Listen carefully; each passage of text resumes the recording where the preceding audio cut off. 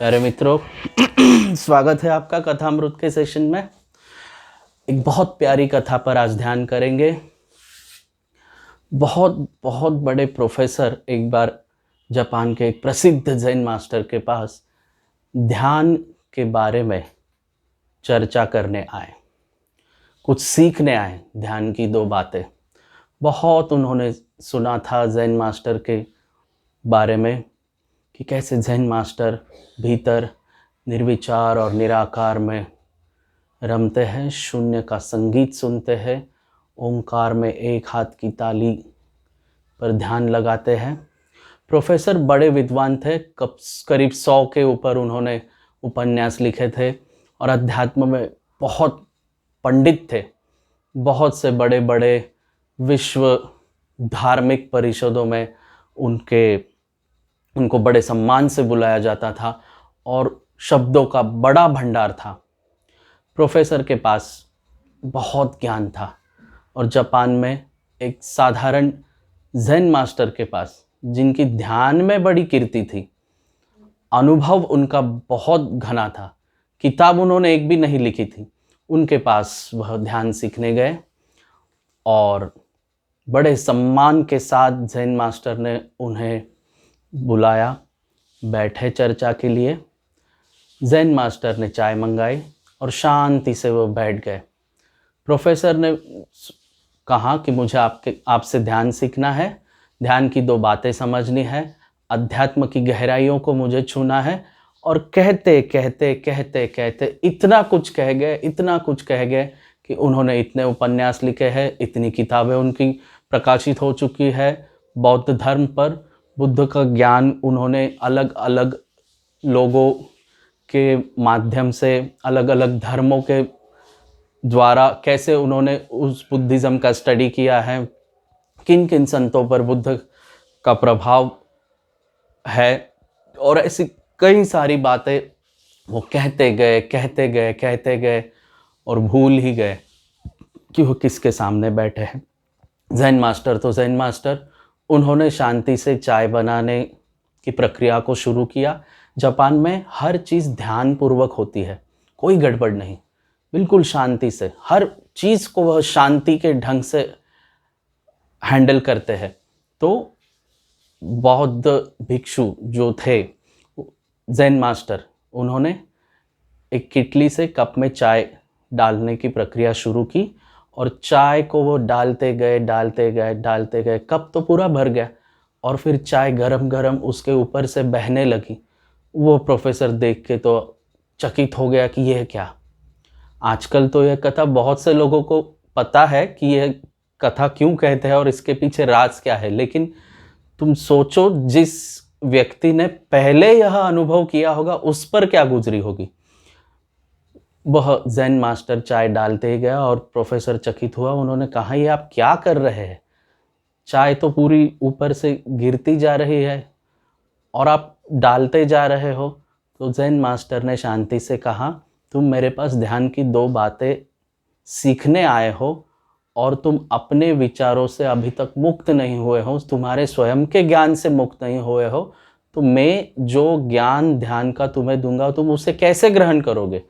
भीतर तुम्हें खाली होना होगा तो ही तुम कुछ दो बातें मुझसे सीख पाओगे।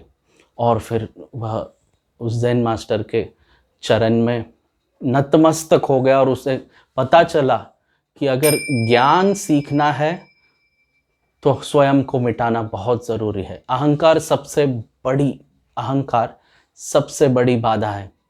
मैं हूँ और मैं जानता हूँ, इस ख्याल को, इस धारणा को भूलना होता है। जब भी तुम किसी गुरु के पास जाते हो तो जो भी तुम्हें आता है एक कोरी स्लेट बनकर जाना होता है, बिल्कुल कोरा कागज, और उस पर सद्गुरु अपनी गीता लिखता है, उसके अनुभव तुम्हें समझाता है और धीरे धीरे तुम उसके संगति में उस शून्य का संगीत सुनने में समर्थ होते हो।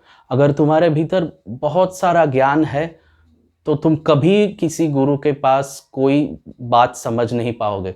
याद रखना, बुद्ध के पास लोग जाते थे तब बुद्धत्व सीखने जाते थे, बौद्ध धर्म नहीं कभी सीखा किसी ने।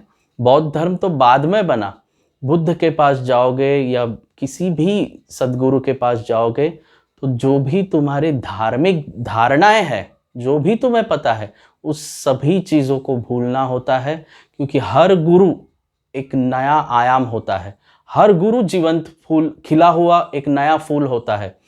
तुम बौद्ध धर्म का अभ्यास करते हो तो किसी ध्यानी गुरु के पास जाते हो तो अपना धर्म बाजू में रखना। अगर तुम हिंदू हो, तुम सिख हो, ईसाई हो, किसी भी धर्म की कोई भी धारणा तुम्हारे भीतर हो, उन सभी धारणाओं को फेंक देना, तोड़ देना उन धारणाओं को, और तब किसी गुरु के पास ध्यान सीखने जाना। तुम देखोगे कि तुम्हारे भीतर उस बुद्ध का, उस कृष्णत्व का, उस मोहम्मद का, सदगुरु का, पैगंबर का वह जन्म जन्म होते हुए तुम देखोगे भीतर। तो ध्यान सीखने जब भी जाओ, अपनी धारणा से और विचारों से, नियमों से पूरी तरह मुक्त होकर एक निर्दोष व्यक्ति, बच्चे की भांति, जीसस कहते थे कि परमात्मा की दुनिया में उसी व्यक्ति का स्वागत है जो बच्चे की भांति निर्दोष है, बच्चे की भांति आने को तैयार है। बच्चे को जैसे कुछ पता नहीं होता, तुम उसे सिखाओ, वह वो करने को राजी होता है। उस राज को इस कथा से हम प्रेरणा के रूप में लेंगे और आज एक नई ध्यान विधि करेंगे। श्वास को जोर जोर से बाहर फेंकेंगे। बाहर फेंकने से क्या होगा, भीतर शून्य खालीपन आ जाएगा और फिर उस खालीपन में हम ओंकार का संगीत सुनेंगे। श्वास को बाहर जोर जोर से फेंकना है, जोर जोर से फेंकना है, भीतर लेना नहीं है। बिल्कुल फेंकने पर जोर होगा, सिर्फ फेंकना है, भीतर लेने का काम शरीर स्वयं करता है। आओ, संगीत आपको एक माहौल देगा, उस माहौल में आप श्वास को बिल्कुल बाहर फेंकेंगे, जोर जोर से बाहर फेंकेंगे 2-3 मिनट के लिए, और फिर 2-3 मिनट हम भीतर निर्विचार और निराकार में ओंकार को सुनेंगे। आओ, बैठे बैठे, खड़े खड़े, जैसे आपको ठीक लगे हम इस ध्यान को करेंगे। शुरू करते हैं।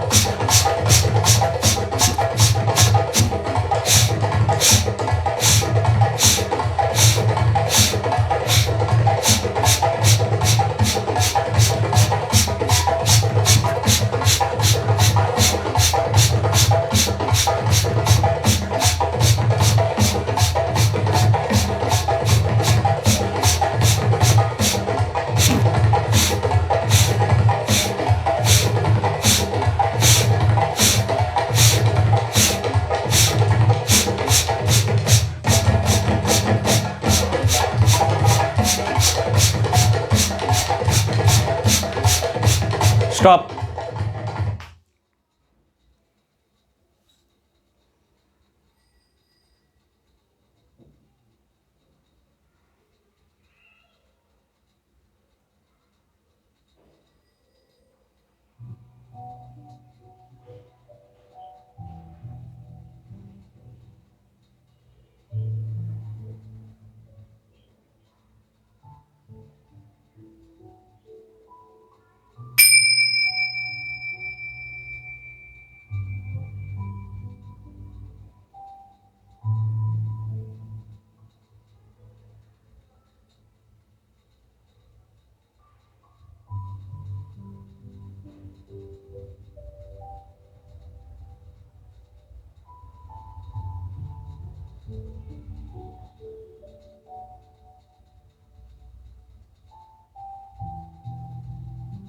भीतर कोई विचार नहीं, कोई आकार नहीं, असीम शांतता, शून्य का संगीत। कोई विचार नहीं, कोई आकार नहीं, फिर भी एक होना मात्र है। बुद्ध इसे ही साक्षी कहते हैं।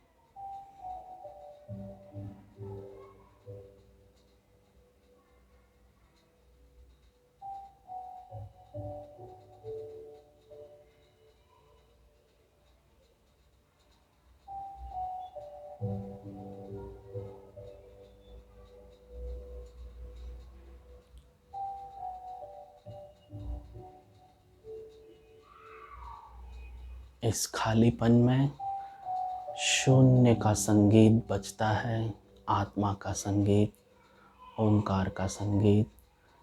इस संगीत को सुनते सुनते इसमें लीन हो जाए। हरि ओम तत्सत।